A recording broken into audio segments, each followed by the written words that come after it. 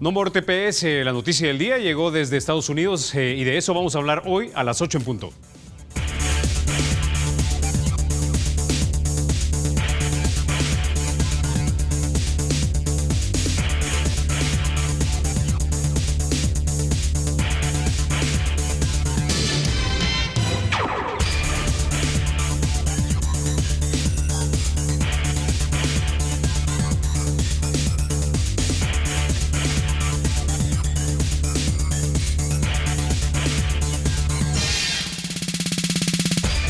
Bueno, nuestro programa de hoy está dedicado a las finanzas públicas, pero no podemos dejar de dedicar unos minutos al tema del día, no más TPS.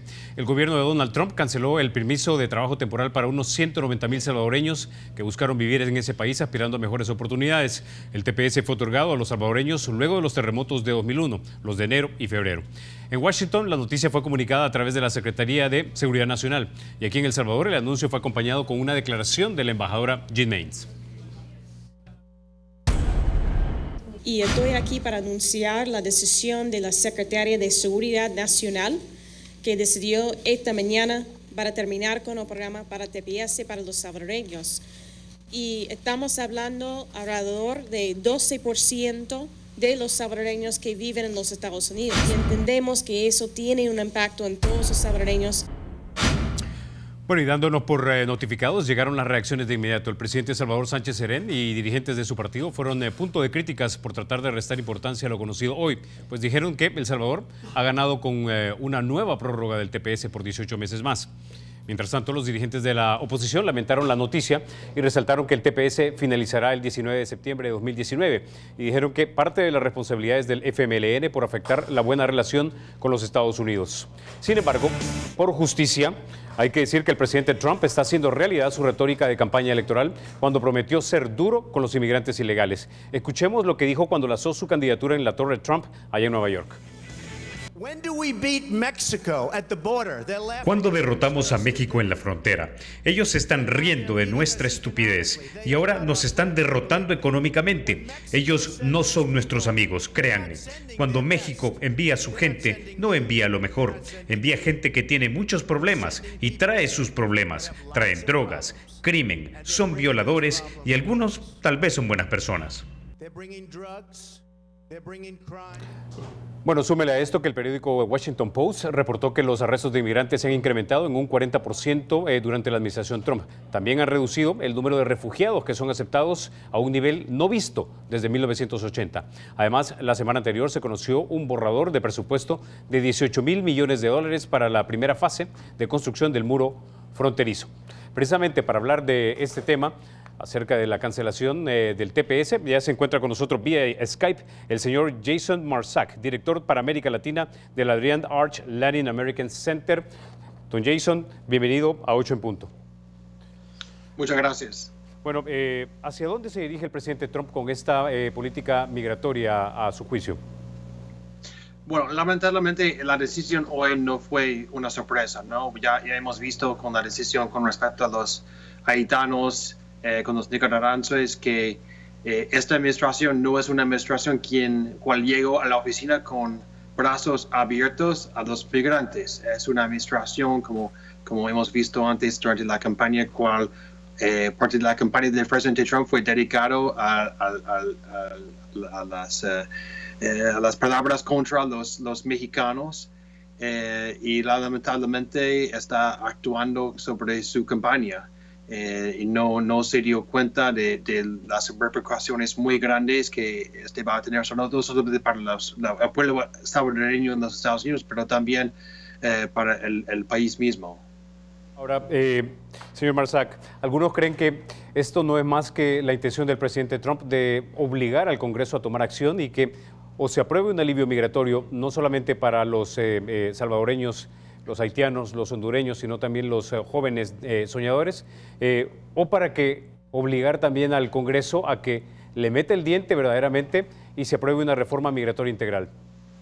Bueno, ahora, la decisión ahora es para el Congreso. Sí, tienes razón, ¿no? Que el presidente Trump, mismo con DACA, el presidente Trump está haciendo sus propias acciones ejecutivas y ahora está poniendo la pelota con el Congreso para actuar. El problema es el hecho que va a ser muy difícil ver algún tipo de acuerdo, algún tipo de movimiento en el Congreso estadounidense en este año porque hay elecciones legislativas en noviembre de este año y los candidatos republicanos tienen miedo de un opositor en las primarias. Entonces no van a tener un acuerdo, no van a ponerse de acuerdo con los democráticos. Entonces va a ser un año muy difícil para decisiones difíciles políticas.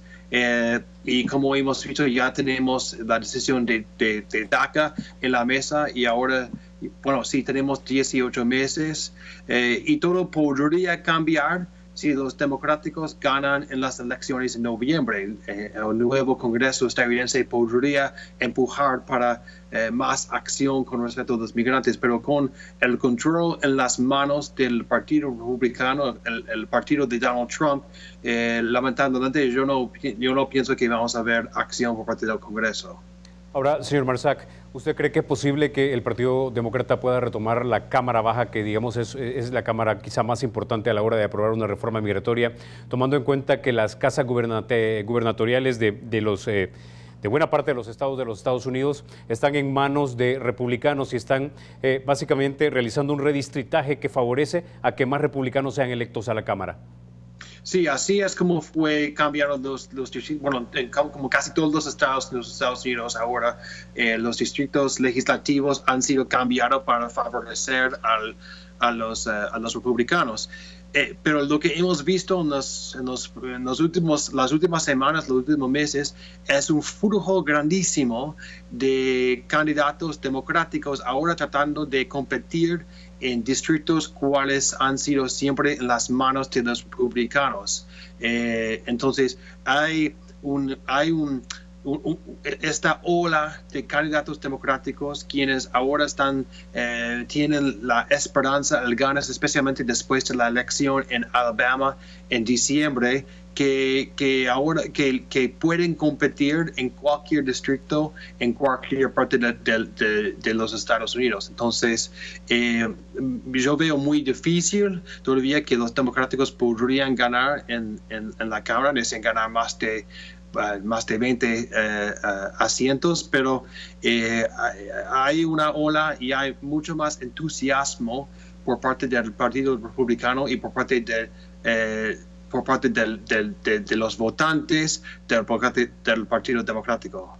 Ahora, señor Marsac, asumiendo que los republicanos mantuvieran el control de la Cámara Baja en el Congreso Federal, y si sigue el speaker Paul Ryan con la regla Hastert o de Hastert Rule, ¿usted cree que es posible que los países del Triángulo Norte, hablando Guatemala, El Salvador, Honduras y posiblemente Nicaragua, pudiesen convencer a 170 republicanos de la Cámara de tal manera de que se pueda presentar un proyecto de ley con alivio o reforma? Me parece muy difícil. Eso no va a ser eso no es uno de las promesas del presidente, eso no es una de las prioridades del presidente. Entonces, si el Partido Republicano ganan en el Congreso, van a empezar a pensar sobre 2020, ¿no? Ya va a estar como en campaña para las elecciones presidenciales en 2 años después. Entonces, yo no veo, va a ser una decisión de ambos partidos, porque cualquier compromiso con respecto a los temas migratorios va a incluir financiamiento para el muro famoso de Trump en la frontera. Entonces, ¿qué es el tipo de acuerdo necesario para el Partido Democrático para los migrantes que ellos en retorno van a apoyar dinero, financiamiento para este muro, ¿no? Porque siempre vamos a ver un compromiso de seguridad por parte del partido de Trump con las prioridades del Partido Democrático para dar más oportunidades y más chance de legalización para los migrantes. Señor Marsac, tengo una última pregunta y es la siguiente. ¿Cuáles son entonces ahora las opciones legales que tienen las personas que poseen el TPS? Bueno, las personas quienes tienen, bueno,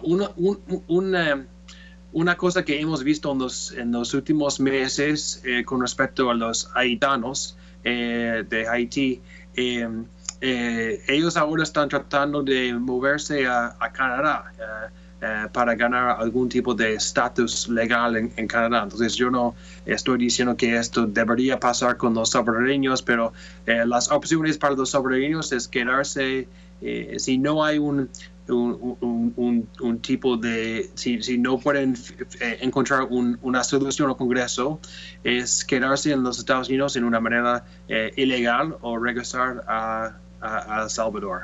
Ok.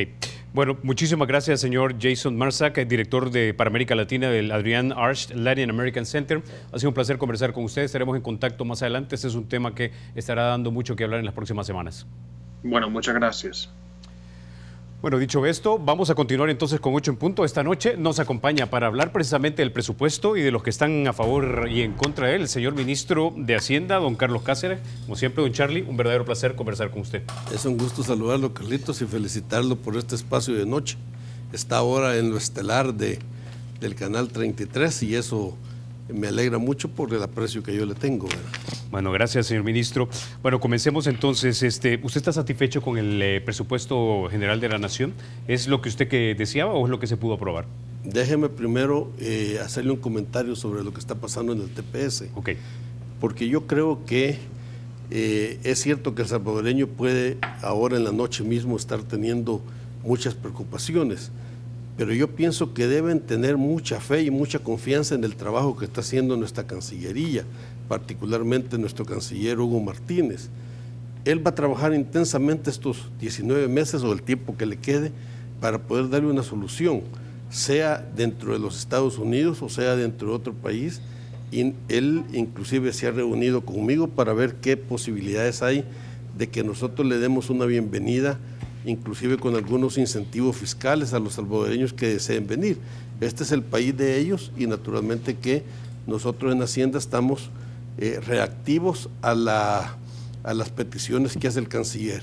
Yo diría que hoy es un primer día, estamos todos preocupados, pero confiemos en el canciller. Él va a hacer su trabajo como lo ha hecho hasta ahora. Hay 18 meses de prórroga y esperemos, él va a trabajar en estos 18 meses para que la mayoría de los salvadoreños que están en el TPS puedan estar bien y que aquel que desee venir o irse a otro país o logre tener algún estatus especial en Estados Unidos, lo logre. Él va a trabajar en eso. Tengámosle fe. Me parece interesante. ¿Nos puede, digamos, detallar algunas ideas? Yo sé que han de ser ideas generales en este momento, pero intuyo que debe ser tal vez el monto de la franquicia, del menaje, es decir, para traerse todo lo que sea que se quieran traer, o de repente, no sé si incentivo para comprar una vivienda o de repente para abrir negocio, no sé. Todo eso estamos. Desde eso es lo más fácil que nosotros podemos hacer, generar incentivos para que traigan su menaje, que vengan con su familia. Eso es lo más fácil que hay. Luego después estamos viendo a ver si nosotros trabajamos con incentivos fiscales para negocios que vengan a poner, incentivos fiscales para las remuneraciones que ellos tengan durante un tiempo especial. El tema es que no vayan a venir aquí al país y ver su condición de reemigrantes en una condición más difícil que la que ya en sí están esta noche. Así es que yo lamento mucho lo que ha pasado. Soy salvadoreño y conozco los salvadoreños en el exterior, sufren mucho. Es cierto que pueden mandar remesas, pero también trabajan demasiado y estos han logrado una situación de legalidad muy buena. Entonces van a dar el salto de calidad, estoy seguro que eso, el canciller lo va a apoyar. Excelente. Bueno, retomemos entonces el tema, señor ministro. Hablando del presupuesto general de la Nación, ¿usted está satisfecho con este presupuesto o es lo que se pudo aprobar? Bueno, yo primero quiero decir de que siempre celebro los acuerdos que se dan en materia fiscal, porque la verdad es que no es el problema fiscal el problema de El Salvador. El problema de El Salvador es la baja tasa de crecimiento con que hemos venido y eso se ocasiona permanentemente desde los años después que murió el mercado común centroamericano. Es un país de baja rentabilidad, y con la dolarización fue peor, porque la dolarización le quitó todos los incentivos que tiene un tipo de cambio flexible y le dejó el más duro de los cambios, que es la moneda extranjera. Entonces, mejorar las inversiones requiere también mejorar la productividad, y la productividad es un tema que no se soluciona en el corto tiempo. Entonces, los acuerdos en materia fiscal yo los celebro mucho. Celebré el de las pensiones, ahora celebro mucho el del presupuesto. Voy a celebrar cuando se dé el acuerdo de mediano plazo del 2019 al 2024, pese a que esa administración ya no va a estar bajo mi cargo, va a estar bajo el cargo de otro ministro de Hacienda, no importa de cuál partido, pero creo que voy a celebrar dejarle al próximo ministro de Hacienda, no importa de cuál signo sea, naturalmente, pero que tenga el país una buena tranquilidad. Así es que mis enhorabuena a los diputados que votaron y también a los que no votaron, porque yo quisiera asumir que no votaron porque tenían algo para no votar. No quiero asumir de que por ignorantes no entendieron lo que se estaba haciendo y que no votaron por eso. Mire, el presupuesto que yo presenté, se lo voy a decir en pocas palabras, que yo presenté en el mes de septiembre era 5.520 millones y tenía una brecha de desfinanciamiento de 540 millones. La brecha de desfinanciamiento, digan lo que digan los analistas, los detractores, lo que quieran, no es otra cosa que poner explícitamente el déficit fiscal del país en el presupuesto, tal como lo pide la Ley de Responsabilidad Fiscal. Antes el déficit fiscal se financiaba lo que nosotros llamamos bajo la línea, o sea, estaba dentro de las cuentas extracontables, digámoslo así. Entonces, la Ley de Responsabilidad Fiscal me pidió que lo mostrara y por eso mostré los 540 millones.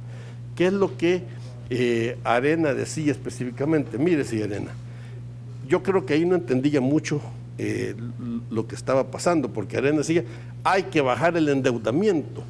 Es que ese endeudamiento ya siempre ha existido. El déficit fiscal de 2.8 ha sido el mismo desde hace 3, 4 años. Cuando yo recibí el Ministerio de Hacienda, yo le cuento que el déficit fiscal era de 6.3% y nosotros lo hemos estabilizado en 2.6, 2.8%.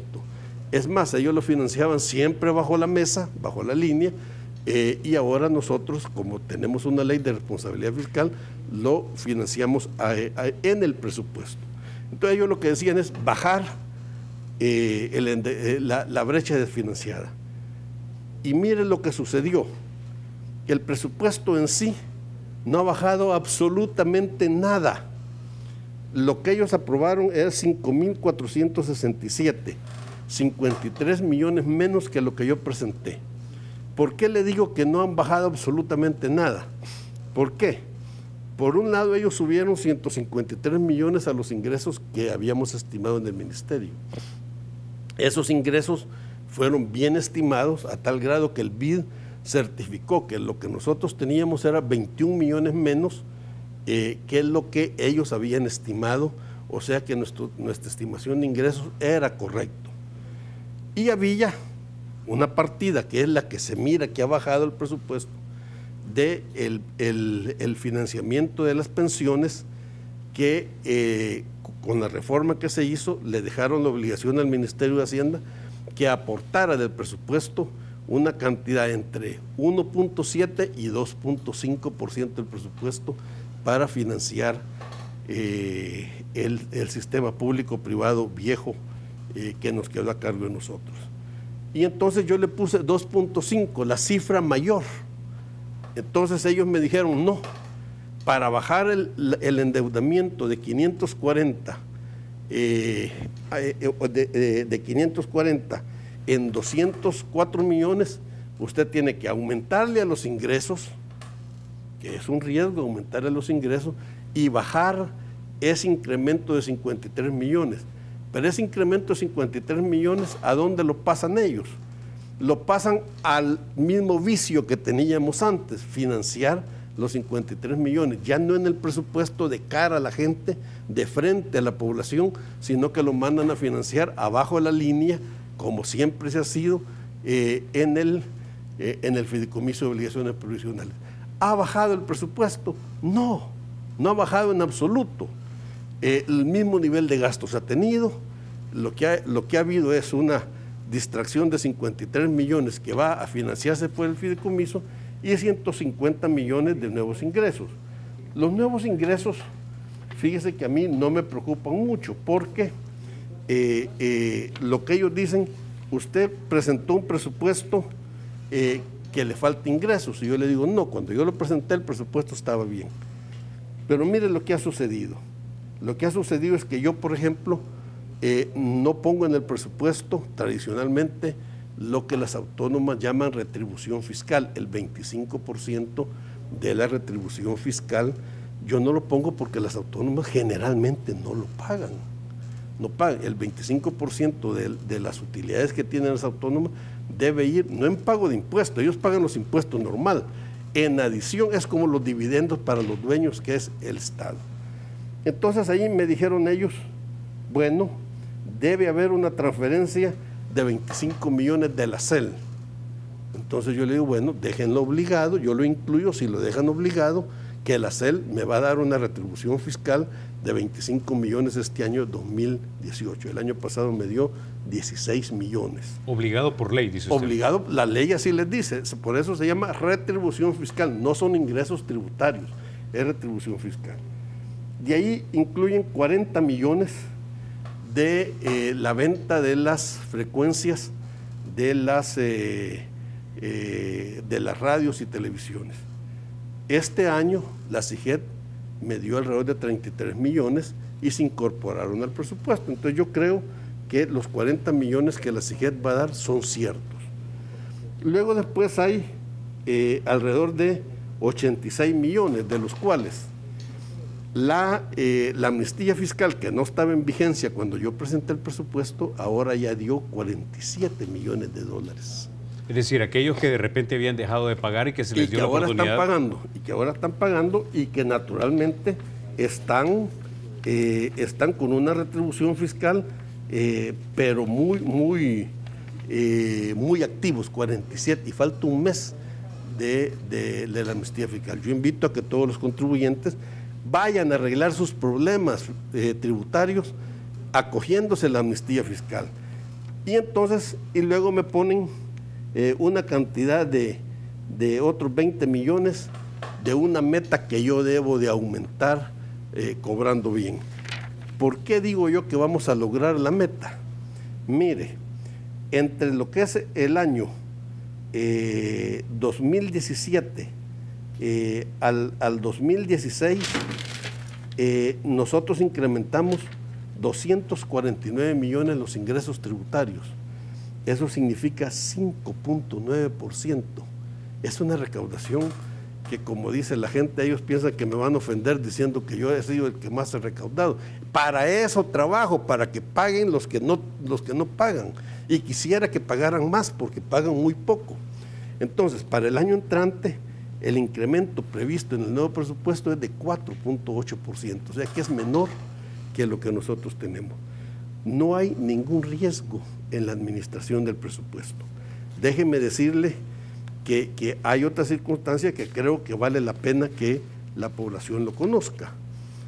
Hay cerca de 46 millones que me quitan al presupuesto de Hacienda. Y yo les digo, sí, quítenmelo. Y me quitan, y yo lo disminuyo de las obligaciones generales del Estado. Pero no tengo miedo de que lo quiten, porque en el transcurso del tiempo yo voy a ir quitándole los ahorros presupuestarios que tienen las diferentes carteras para venir a cumplir con el presupuesto de gastos que tiene el Ministerio de Hacienda. Entonces ahí es donde va a estar el ahorro que van a tener en el trabajo que el Ministerio de Hacienda tiene que hacer de recuperar esos 46 millones, pero no es que hayan disminuido los gastos y hayan incluido otros, no. Le quitaron a Hacienda 46 millones, le quitaron a la Corte 7 millones y lo repartieron. Ok, señor ministro, quiero que pongamos en pantalla para que la gente, digamos, pueda visualizar esto de mejor manera. La tabla de montos de nuevos ingresos, el financiamiento de títulos y también el de reorientación. Y dice, sí, el monto solicitado era 5.520 millones, ya ajustado 5.467. Luego del ajuste al financiamiento del sistema de pensiones, el fideicomiso, etcétera. Nuevos ingresos, impuestos sobre la renta, 60 millones, IVA 26, transferencias de SIGET son 40 millones, de las cuales usted ya habló, transferencias de CELS, las retribuciones fiscales de las que usted habló, 25 millones, total de nuevos ingresos son 151 millones. Ahora, el financiamiento de títulos valores, 350 millones, ¿no? Así en cifras redondas. El financiamiento de títulos valores, 350, que es el financiamiento del déficit fiscal. Es el financiamiento del déficit fiscal. Eso es lo que hay que entender, Carlitos, por favor.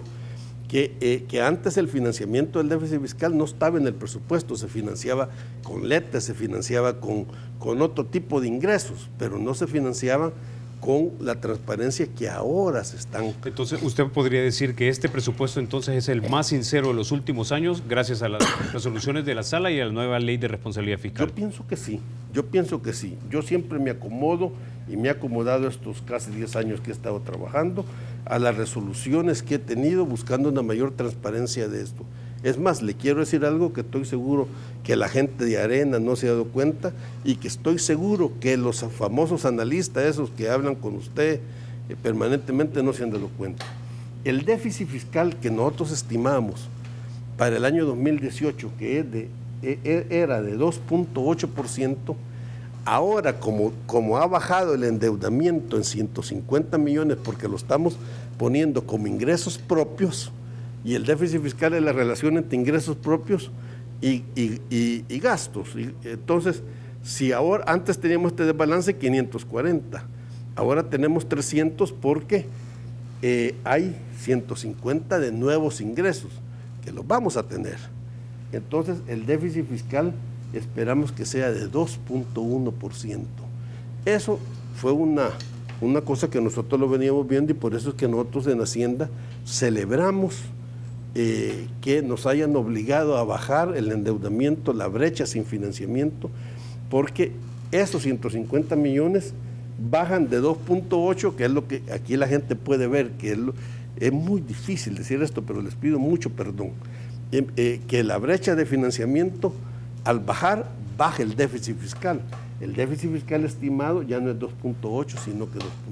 Ok, con esa idea me tengo que quedar, señor ministro. Cuando regresemos hablamos de algunos recortes que también se hicieron, algunas instituciones sensibles. Antes de eso, déjeme contarle que para que nunca cambie, digamos, lo mejor de El Salvador, nosotros estamos cambiando por usted. Este segmento es presentado por Banca On de Banco Agrícola. Múltiples soluciones digitales para que haga sus transacciones en el lugar y el momento que usted lo necesite. Pausa.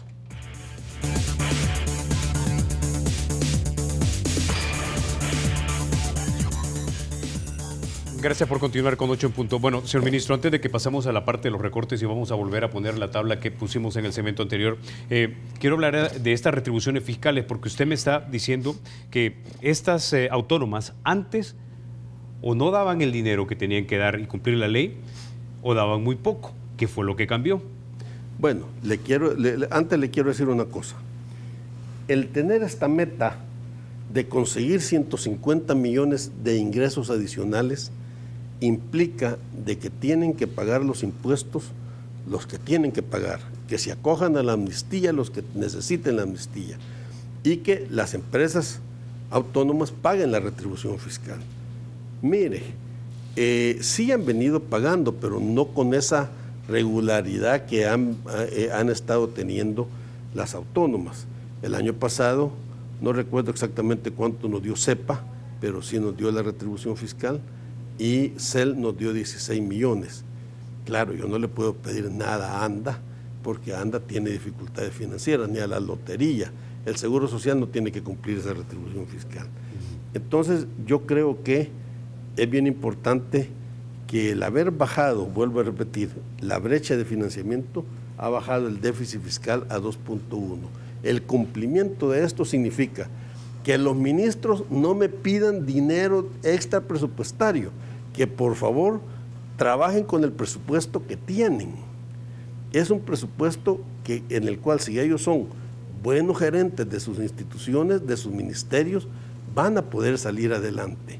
Así es que yo, con la colaboración que le pido a mis queridos colegas ministros y a los presidentes de las autónomas que hagan la retribución, Blanquita Coto es una gran colaboradora. Estoy seguro que cuando venda las frecuencias, entonces va a entregar esos 40 millones, estoy seguro que sí. Quiero que volvemos a poner en pantalla la tabla de los montos porque me pareció bastante interesante. Es decir, ha sido mejor para recaudar fondos usted, don Carlos, porque en el impuesto sobre la renta fueron 60 millones, en el IVA 26. Ya hablamos de las transferencias de SIGET, de la CEL 40, 25, ¿verdad? Pero usted también me hablaba acerca de la GEO. Es decir que... No, la GEO no, la CEL. La CEL, perdón. Después podemos hablar de la GEO y de la INE, si quiere podemos hablar. Pero si ellos también van a pagar retribución fiscal, quiere decir que este total de nuevos ingresos de 151 millones incluso va a ser mayor. Bueno, yo, cuando a mí me plantearon esta disminución, me reuní con mi equipo y entonces todos llegamos a la conclusión que era una posibilidad que tiene un buen mecanismo de éxito. Y por eso es que le menciono, supóngase de que no se logren algunos ingresos. Le vuelvo a repetir, si este año 2017 con respecto al 16 los ingresos tributarios y corrientes crecieron en 5.9, lo que el nuevo presupuesto tiene de aumento en los ingresos tributarios y corrientes con relación al 2017 es 4.8, es menor que lo que ya logramos el año pasado. Entonces por eso soy optimista, Leonardo. Pero eso implica que hay que trabajar duramente con los ministros y les pido de favor que trabajen con las mismas asignaciones presupuestarias que tiene. Es más, algunas de esas asignaciones nosotros se las vamos a ir quitando conforme ellos vengan ahorrando. Y ahí es donde van a tener los ahorros que indirectamente quería la oposición. Por ejemplo, yo no les voy a quitar los ahorros en remuneraciones, pero sí lo que no ahorren en propaganda, en viáticos, todas esas cosas, esos gastos que son señalados como gastos no prioritarios por la sala de lo constitucional, entonces todo eso vamos a ir nosotros examinándolo mes a mes y quitándoselos. Okay. Entonces, sí hemos escuchado mucho acerca de los ahorros que de repente el Partido Arena ha buscado que se impulsen en este gobierno. Entonces, con estos ahorros de los que usted ya me está hablando y que, digamos, son por puchitos de repente lo que se va a ir sumando, un cálculo a grosso modo, ¿cuánto dinero nos vamos a ahorrar en aquello que se considera superfluo en el Estado? No es ni mucho, porque los gastos que nosotros tenemos, de veras, los gastos que nosotros tenemos en esos rubros no son de veras significativos, fíjese. No son para nada. Por ejemplo, le voy a mencionar algunos. ¿Cuántos son los gastos de viajes y viáticos al exterior? 3.1 millones. ¿Eso es por todo el Ejecutivo o todo el Estado? Es el gobierno central. Todo el Estado, 5.7. 5.7 millones, sí. Es lo que de repente se gastan los diputados en viajes o los funcionarios. Aquí está el gobierno central, instituciones descentralizadas como los hospitales y seguro social, y empresas públicas que son las autónomas, 5.7. ¿Cuáles son los viáticos por comisión? Aquí hay que diferenciar, porque la gente dice viáticos al interior. No, viáticos por comisión. Si yo mando a cobrarle a un fulano en la Unión, va en una comisión de servicio y esos son 9.5 millones.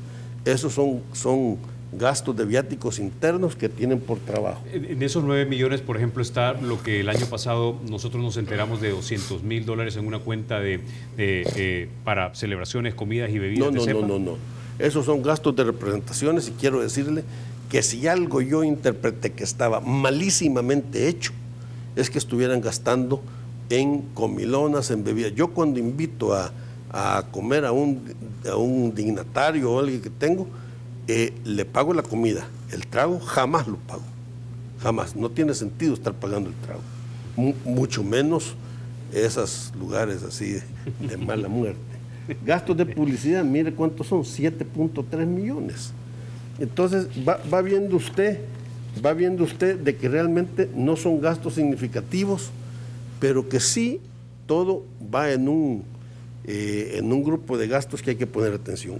¿Cuánto sumará todo esto que la gente considera no sé superfluo? cuánto será. ¿100 millones? No, esto no suma, no suma ni 25, 30 millones.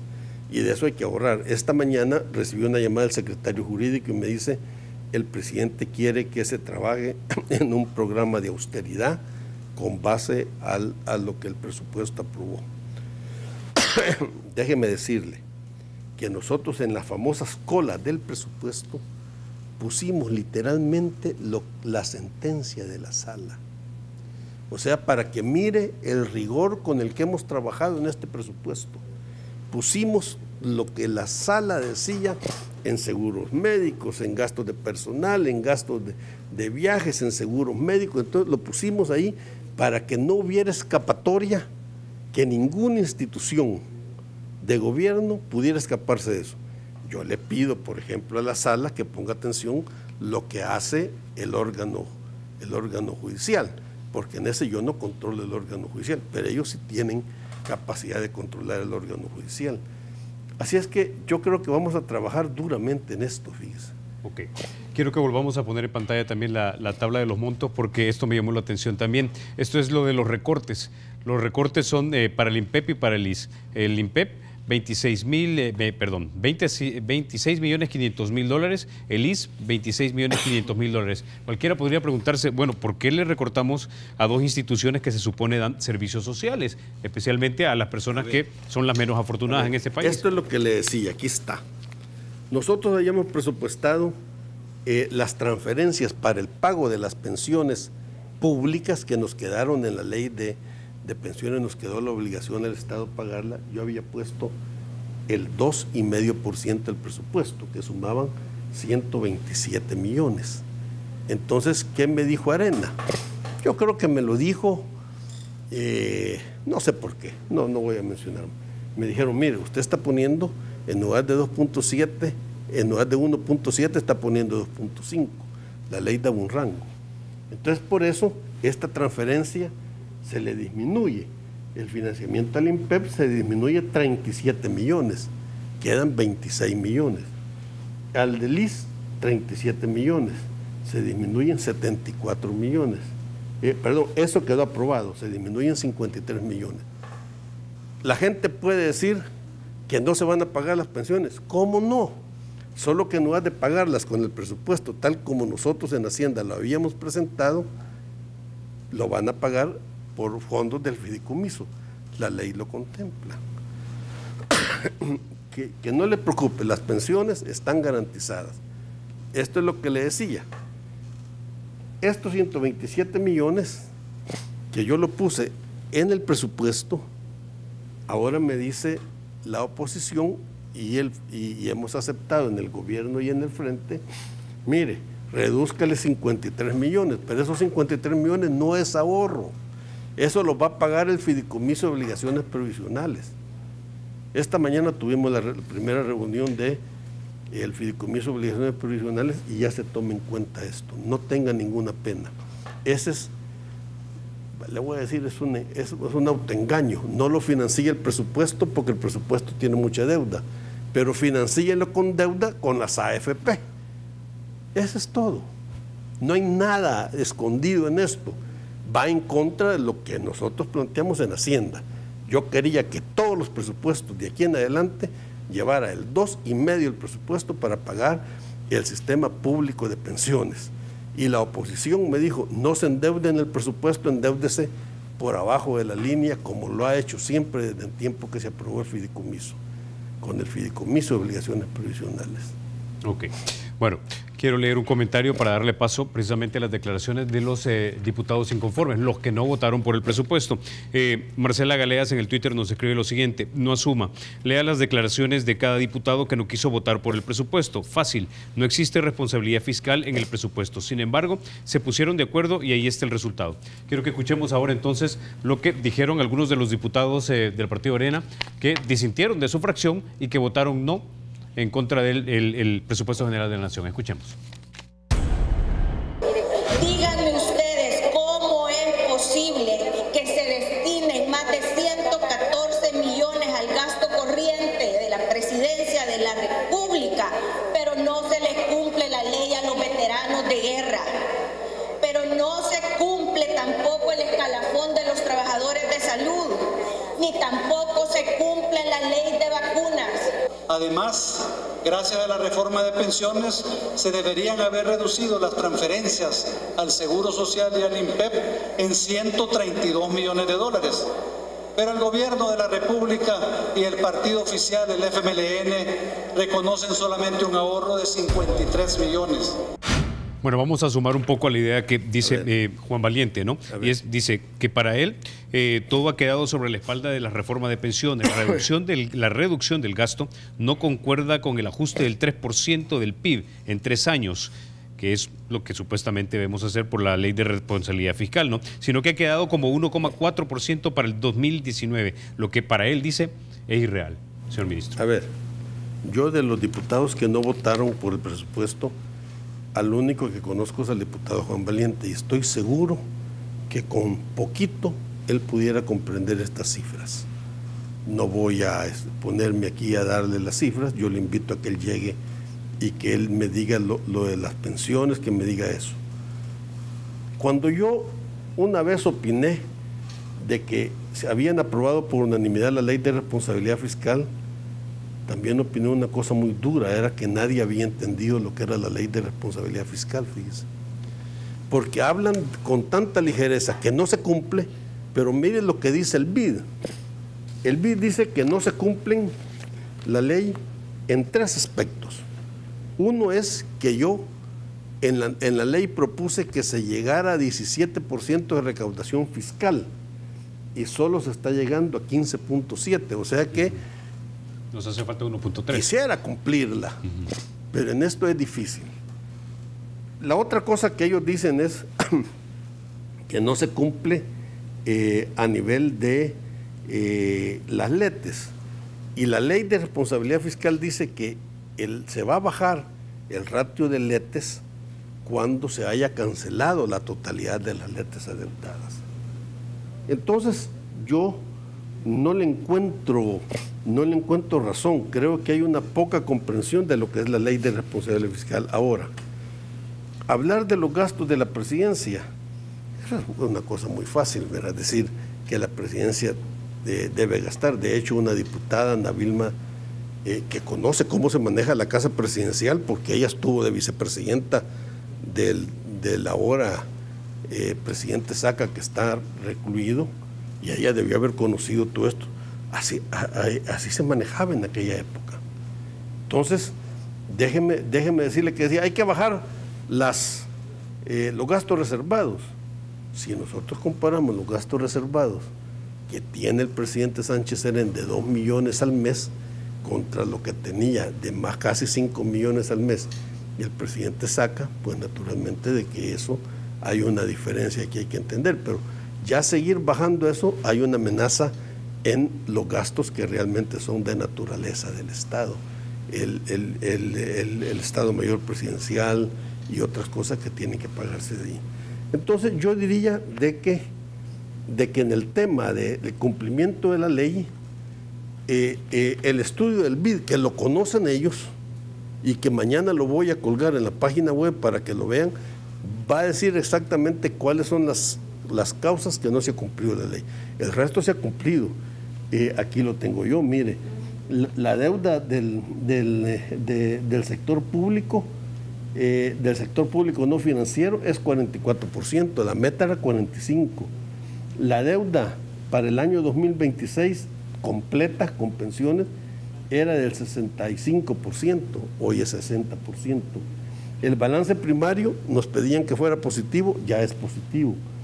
La carga tributaria, esa no la podían cumplir porque no me aprueban los proyectos de ley que quisiera que me aprobaran. Los van a tener que aprobar en las próximas administraciones. Está hablando del cobro administrativo y lo de la reducción de ilusión y administrativo, los precios de transferencia, que miren, los precios de transferencia, ¿qué son?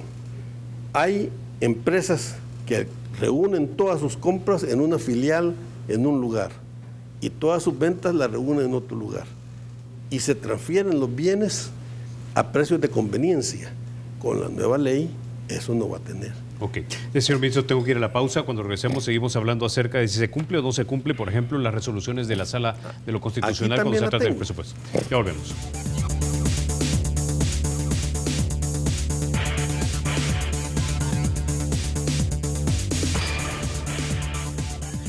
Bueno, gracias por continuar con 8 en punto. Señor ministro, algunos diputados del Partido Arena creen que no se han cumplido con las resoluciones de la Sala de lo Constitucional. Dicen, no hay equilibrio presupuestario, el ingreso corriente para gasto corriente. Seguimos, dice, pagando gasto corriente con ingresos extraordinarios.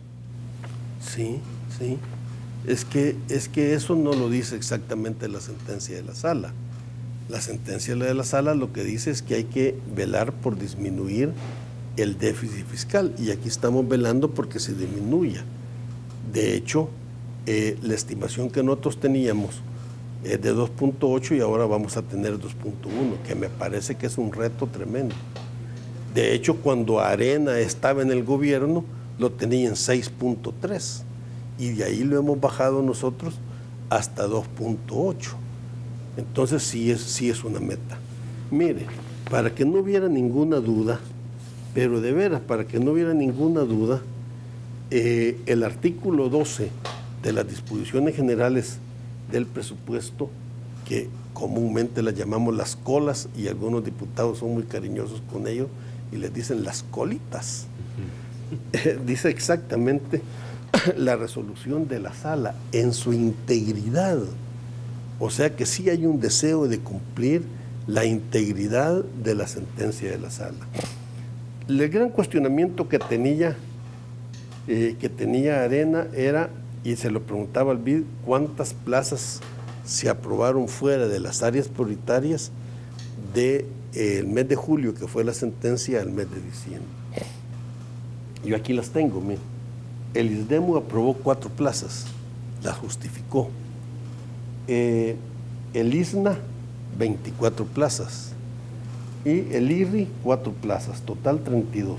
Ahora, cuando usted dice la justificó, es que le mandan, digamos, una carta certificada explicándole a ustedes las necesidades. No, ellos hacen una resolución razonada y esa resolución nos la mandan a nosotros y nosotros creemos que es atendible y por eso es que se dio. Pero usted puede disputarla. La disputamos. Por ejemplo, yo me recuerdo que esto del ISNA las tuvimos varios meses, porque no sentíamos que la aprobación de eso era una aprobación que justificaba. Cuando justificaron, entonces las aprobamos. Lo que pasa es que el resto, ¿qué son?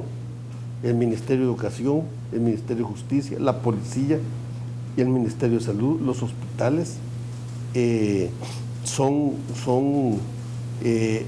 una que se llama el AUTE. En total, ¿cuántas nuevas plazas tenemos entonces? 542, pero todos los demás son plazas que están catalogados por la Sala en la calidad de prioritarias. 542 nuevas plazas que, digamos, suman cuánto dinero en erogación, en pago de planilla. ¿Cómo no? Aquí está. Eso suma, aquí están, son así, mira, incremento de plazas prioritarias sumaron 12 millones. Incremento de plazas no prioritarias, 11.4.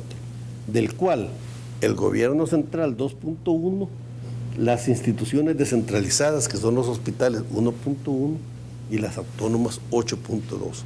Aquí están las famosas plazas de cepa. Están las famosas plazas de cepa. Está el incremento del escalafón, que hay 16 millones del gobierno central, que por cierto ahora le quitaron a los medicamentos. Mire cómo son de alrevesados, como dicen en mi pueblo. Le quitan 3 millones a la compra de medicamentos del Ministerio de Salud y se lo dan a los escalafonados. Imagínense eso. Y nosotros vamos a cumplir lo que ellos dicen. Ahora, esas plazas no prioritarias que suman 11 millones de dólares, con rigurosidad hemos analizado si efectivamente son necesarias. No tengo yo como ministro de Hacienda ninguna autoridad para evaluar lo que la CEPA hizo con esas plazas, ninguna autoridad. Y aquí quisiera que entráramos en un nuevo esquema. El concepto de la autonomía con el cual nacen estas instituciones, nacen en los años 50. Y yo creo que a estas alturas es completamente desfasada la autonomía que ellos tienen. Ellos deben de seguir teniendo autonomía en sus negocios, pero deben tener controles legales, deben de, lo mismo la CEL. Y si usted ve el Banco Central, tiene una autonomía que nadie le aprueba su presupuesto, ellos solo se lo aprueban. Entonces, una vez un consultor extranjero dijo que ese era el concepto más neoliberal que había visto en América Latina, que no se tuviera ningún control ni supervisión de lo que se hacía en el Banco Central. Y así también en la Superintendencia del Sistema Financiero. Ahí sí, cuando me tocó modificar la ley de la superintendencia, hicimos que el Consejo de Ministros aprobara el presupuesto de la superintendencia. Bueno, en Arca Abierta el justo peca, dicen, o sea, intuyo por las palabras que usted me está diciendo a mí, que puede existir irregularidades en las contrataciones. No he dicho eso, por favor, Carlitos. Puede existir diversidad de criterios. Le preguntaba a Ana Vilma Escobar, le preguntaba en Corrillos el día que aprobaron el presupuesto. Tú fuiste directora del Seguro Social. ¿Me hubieras dado datos o hubieras aceptado un control del Ministerio de Hacienda con la autonomía que tiene el Seguro Social? No, me dijo. Le dije, entonces el concepto no está en el control, el concepto malo está en que hay que revisar el concepto de autonomía de estas empresas, porque el hecho que sean autónomas no les implica que ellos puedan hacer todo lo que quieran. Mire cómo es diferente el Fondo Social para la Vivienda. El Fondo Social tiene una junta directiva, como la tiene la CEL, como la tiene CEPA, como la tiene la Lotería. Pero ellos tienen una asamblea de gobernadores que son los que representan a los dueños y que está conformada por diferentes ministerios, empresa privada y trabajadores. Entonces ellos, cada vez que van a aprobar su presupuesto, que van a hacer algo novedoso, tienen que ir a la asamblea de gobernadores a convencer tripartitamente a esto. Esto le cuento porque el Fondo Social nació en los años 70. Mire la diferencia entre una autonomía irrestricta de los años 50 y una autonomía que ya tiene ciertos controles como el Fondo Social para la Vivienda. Entonces, creo que es un problema de revisar la autonomía, de revisar qué es lo que vale la pena que ellos sigan siendo autónomos, porque tienen que ser autónomos. Yo no, como ministro de Hacienda, no me gustaría estar metido en el negocio del petróleo o en el negocio de la generación eléctrica, porque ese es un negocio en sí muy especializado. Pero sí me gustaría tener controles sobre el desarrollo de las finanzas de ellos. Por ejemplo, yo cuántas veces, aquí hay un problema que la gente dice, mire que hay que pasar las acciones de la GEO y la INE a la CEL. Pero si fue Arena quien las pasó, las acciones de la CEL se deshizo, de ahí se las pasó a la GEO y la INE, porque ahora quieren de regreso. Entonces le digo, el problema no se estanca ahí, el problema es que ellos deben consolidar los estados financieros de todas las instituciones del grupo que conforman la CEL. Y para eso hay procedimientos financieros, cualquier auditor lo puede hacer. Y ahí tendríamos un solo negocio. Ahí se netean las cuentas cruzadas, ahí se establecen cuáles salen sobrando de las cuentas y cuáles suman. Entonces yo creo que en esto yo se lo decía a la gente de Arena, revisemos el concepto de autonomía, no podemos ir a la loca a ir a decir que esta pase para esta, que pase, no, eso requiere un estudio muy científico de qué van a hacer las instituciones autónomas. Ok, con esa idea, don Carlos, vamos a la pausa. Cuando regresemos vamos a hablar acerca de los dineros que también se reparten a las ONGs y vamos a hablar acerca del ajuste fiscal que nos han aconsejado los organismos internacionales. Ya volvemos.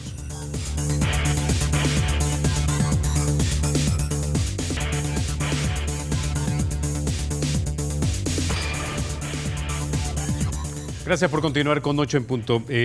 Señor ministro, hablemos ahora un poco de esos millones que se están repartiendo en algunas ONGs. Los colegas del periódico digital El Faro ya habían en su momento reporteado acerca de este tema y dicho que de repente habían irregularidades en la entrega de dinero a estas ONGs cuando el dinero se manejaba desde la Asamblea Legislativa. Quiero citar brevemente algo que reportó la prensa gráfica y lo tituló de esta manera. La Asamblea reparte 22,3 millones a las ONGs en el presupuesto para 2018. 2018. La Asamblea avaló en el presupuesto general de la Nación una distribución de 22,3 millones. Al ramo de salud, dice, irán a parar ahora 3,8 millones de dólares. A la Secretaría de Cultura de la Presidencia, Secultura, van 410,000 dólares, entre otros, ¿no?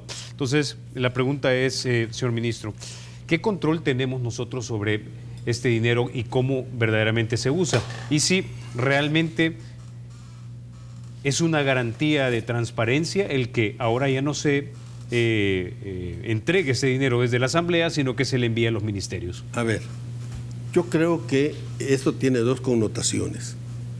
Una es que yo creo que es conveniente que los diputados condicionen su aprobación sobre la base de proyectos que ellos tienen que hacer.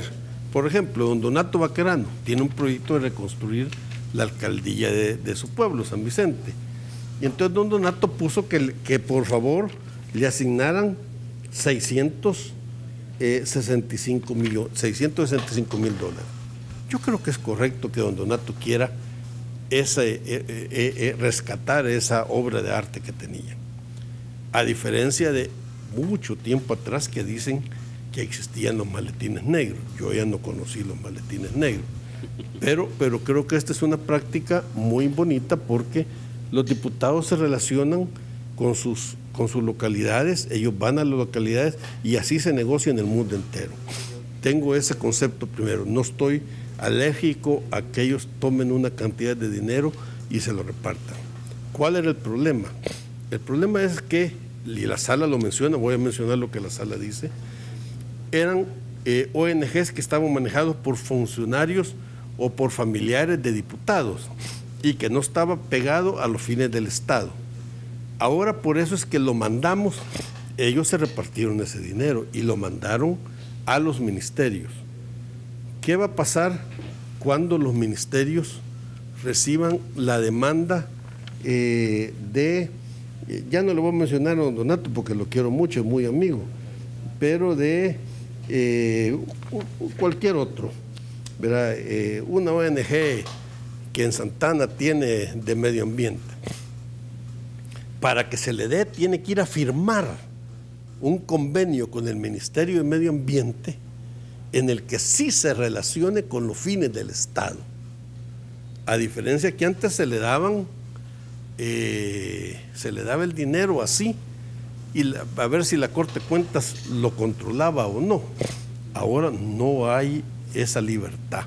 La sala dejó instaurado que el pago de esos servicios de las ONG sirvan para algún desarrollo que esté complementario a los fines del Estado. Por ejemplo, mire, educación, Fundación Padre Arupe, Fundación Tecnológico Segundo Montes, Fundación Salvadoreña de Educación y Trabajo, el Padre Pepe, Fundación Vito Guarata,